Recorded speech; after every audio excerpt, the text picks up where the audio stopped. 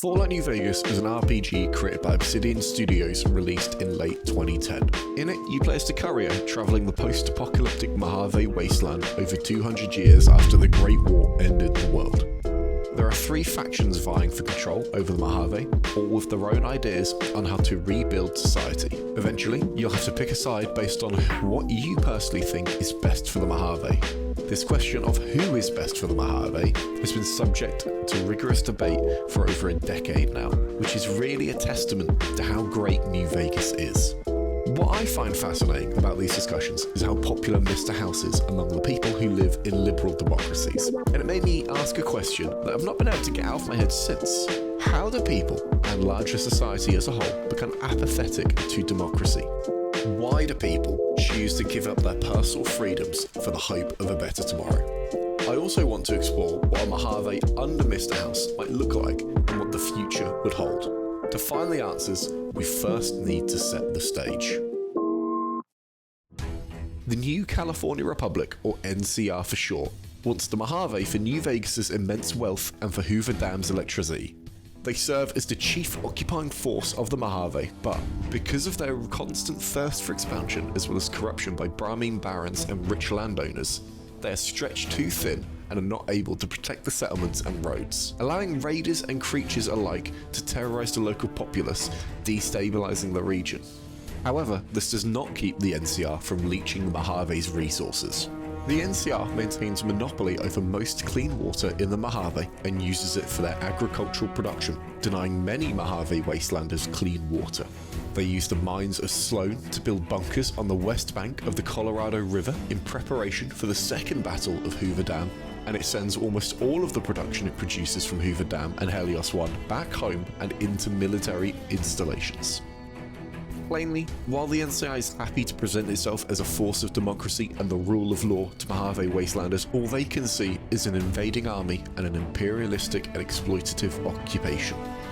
Despite this, the NCR is commonly seen as a necessary evil by many wastelanders, because in the east, something stirs. You'll first encounter the Legion in Nipton, where they have massacred most of the town and crucified several others. The Legion is a totalitarian tribal society led by a man named Caesar. They are the sum of 87 assimilated tribes and dress themselves in Romanesque equipment.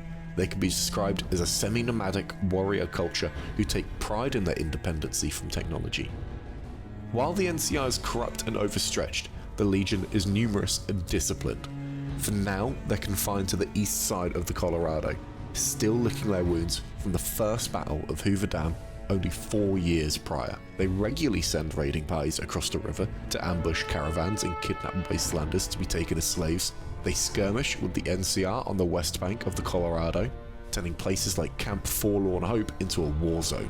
The Legion serve as the primary external threat to the Mojave. If they cross the Colorado, they will lay waste to the Mojave, destroying all resistance, enslaving the survivors to serve as soldiers for the Legion or as breeding slaves and pack mules.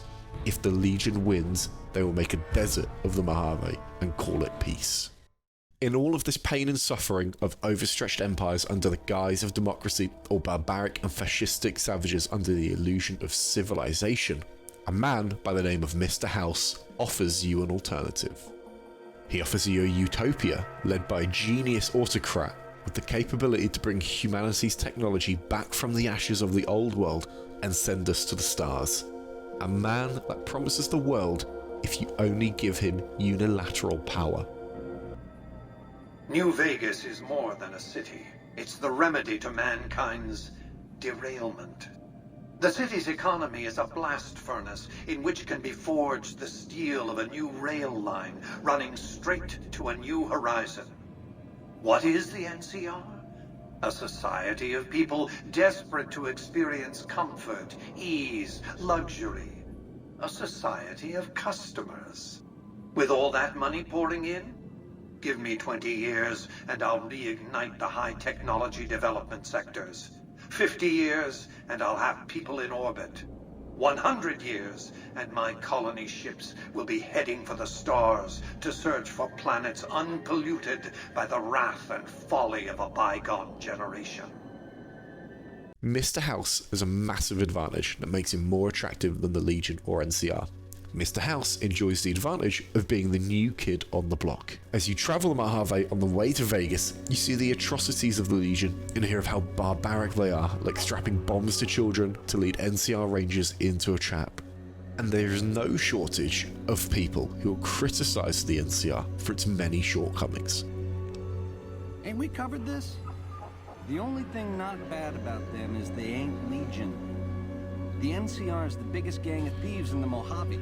Only difference is they pass laws to make their crimes legal before they commit them. But when it comes to Mr. House, no living person has talked to him in decades. He's only been involved in a couple major events for the last 2 decades. Let's see. He assimilated 3 tribes into the 3 families.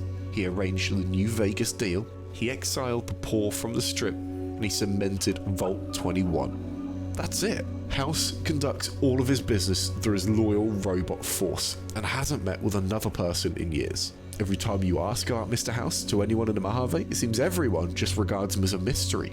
The only person I could find that gave me some insight into Mr. House was Benny. Mr. House hides Vegas under his skirt when the bombs fall 1,000 years ago, so it belongs to him? Forever? You buy that? Baby, every boss has a line to explain why he's special.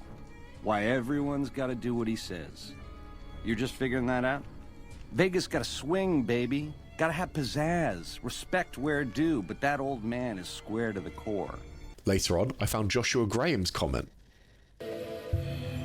I had heard of him, but when we were preparing to enter the Mojave, he didn't seem relevant to what was happening. From what I've learned since Hoover Dam, he handled the Mojave tribes in a fashion not entirely dissimilar from Caesar. It's too bad. It's hard to ignore the NCR and Legion's problems because they're right in your face. But Mr. House, he has the luxury of being new and exciting. Most people don't know anything about him, and his actions are relatively few and unscathing. The lack of evidence against Mr. House makes him more appealing. How does Mr. House view his would-be government? Well, he doesn't regard himself as a leader of a government, but a CEO of a company. And under him aren't his citizens, but his customers. Let's break this down a bit, shall we? See, most governments call the people who live under them as citizens. As a citizen, you may be entitled to protection, and if you're lucky, something called rights. As an NCR citizen, the NCR promises to protect you from the dangerous wasteland filled with things that want to kill you, and even protect you under the law. Overall, government seeks to protect its citizens, and in return, that citizen will contribute to wider society and pay taxes, or even serve in the military. But Mr. House doesn't call the people that would live under him citizens, he calls them customers. What happens when a customer can't afford the products Mr. House is providing? Some might argue this is no different from a capitalist nation. After all, the NCR has the same system. If you cannot afford to eat, you won't. Poverty exists in the NCR too. So what's your point? My point is the dynamics are different. In one example, you have a government, and under them companies. Under this liberal democracy, citizens have the right to protest and to strike against company for workers' rights, better pay, benefits, or better working conditions. Governments can create regulations to force companies to pay a minimum wage, to give certain benefits, safer working conditions, and more. At least, in theory, workers can collectivise to effect change, and politicians will listen to their voter base, creating regulation. This gives the working class at least one mechanism of change. But Mr. House's government is not a liberal democracy, it is an authoritarian capitalist state. You have no right to free speech, no right to protest, no right to strike. There is no higher organisation that can keep corporations from exploiting its workers, paying them pennies on the dollar, if paying them at all. No benefits, unsafe working conditions, all of that is out of the door because the man in charge isn't a president. He's the CEO. And the CEO wants the worker to work as long as possible for as little as possible. So under House, there will be no minimum wage, there will be no safe working conditions, and there will be no workers' rights. Most importantly, the working class will have no mechanism of change. Want to strike? My Securitron friend here has some words. Want to beg your government to intervene? Well, the guy who owns the government also owns your factory, so that isn't going to work out. All of this could be excused if Mr. House intended to simply make New Vegas a great industrial nation. If he cared about the people and wanted to create higher living standards, he could. This is where I recommend Soup Emporium's The Ideology of Mr. House, because in this video he explains that Singapore is an authoritarian capitalist state with higher living standards than the United States. But Mr. House doesn't intend to stay on Earth, does he? In fact, he plans to abandon it and colonize other planets. So it's counterintuitive to waste precious time and resources raising living standards, helping the poor, or solving any societal problems, when House's grand goal is to create a different society on another fucking planet. This is why the only people who would benefit from Mr. House's government would be the rich of the Mojave. Your worth will be based on your wealth, and if you had none, you're at best cheap labour and at worst an obstacle to be removed. My judgment. I have no interest in abusing others, just as I have no interest in legislating or otherwise dictating what people do in their private time. Nor have I any interest in being worshipped as some kind of machine god messiah. I am impervious to such corrupting ambitions. But autocracy? Firm control in the hands of a technological and economic visionary? Yes, that Vegas shall have. One of the most appealing promises House offers is not to disturb anyone and to let everyone live their lives as they please. This might sound weird, but I have a problem with this. A governing body that promises not to interfere with its people is a double-edged sword. On one end, as Mr. House points out, he intends on letting everyone live their lives as they please. He doesn't care if you're a mutant or a ghoul or what your sexuality is, and that's great. No government oppression is a great thing. On the other end, however, what happens if, for example, a local town decides ghouls aren't welcome there, and lynch any ghoul that still lives there? Will Mr. House come storming in, arrest the accomplices and make clear the ghouls are an accepted member of society? I don't think so. Mr. House's primary concern is his plans to bring humanity back into a pre-war level of development and ultimately take humanity to the stars in search of new planets to colonize, leaving our Earth destroyed. I don't think Mr. House will trouble himself with what he may view as independent matters like the ghoul lynching scenario or local wealth inequality or generally any problem that doesn't connect to his agenda. Those problems are less important than his grand vision. We don't have to look any further than Freeside for evidence. If Mr. House was a humanitarian, he would look at the suffering of the poor in Freeside and provide aid to the inhabitants. Instead, he built a wall and guarded the only gate to the strip with sentry bots, leaving Freeside to its own devices. I believe Mr. House is an ends justify the means kind of guy. He has a vision and he will make it true whatever the cost. Any time or resources expended on making people's lives better is time and resources not spent on the objective. Mr. House's government is an apathetic one, only caring for House's plans and goals. Anyone or anything needed for that plan will be acquired. Anyone or anything that poses or may sometime in the future oppose House must be eliminated. I don't think Mr. House's government meets the libertarian utopia people make it out to be. Mr. House is an authoritarian after all. If you don't get the kings to support House, he massacres them. He forces you to destroy the Brotherhood of Steel because they might get in his way one day, according to the algorithm. A fucking algorithm.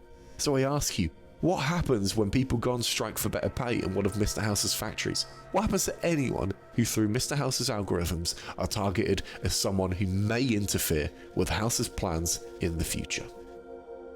As you know, House's plan is to colonize other planets, leaving Earth behind. So my big question is, who gets taken and who gets left behind?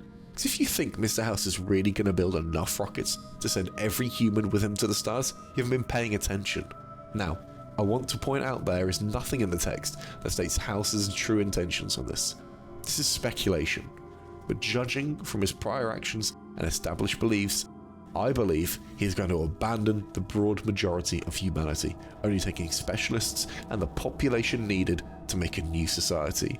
What then will be left of civilization on Earth once he's gone? His society will be doomed to collapse on itself without his leadership. In summary, Mr. House is an authoritarian capitalist who would bring the Mojave to a new age of prosperity, but only for the people who could afford it. The vast majority of the Mojave will be left to fend for themselves or used as cheap labour to build a ship they will never board. In exchange, the people of the Mojave would lose all semblance of a voice and any mechanism of change in their greater society. House would rule with an iron fist, eviscerating any perceived threats to his vision. Mr. House is a terrible choice for the Mojave, but compared to the NCR and the Legion, can you really blame people for believing in him? In the end, it feels like Mr. House is a great demonstration of how easily people could be swept up in the rhetoric of a charismatic and ambitious authoritarian that promises the world if only the people could give him absolute power. So to tie this off, the reason people become apathetic to democracy is when that democracy fails to represent and protect them. When a democracy corrupts itself and only serves the will of rich landowners or Brahmin barons. When an external threat threatens to take everything you have and your democratic government is too weak to stop them. That is when men like Mr. House look like the greatest option. He has the strength to destroy corruption, to destroy the outsider threat, and create a better life for your people. The only question is, will he?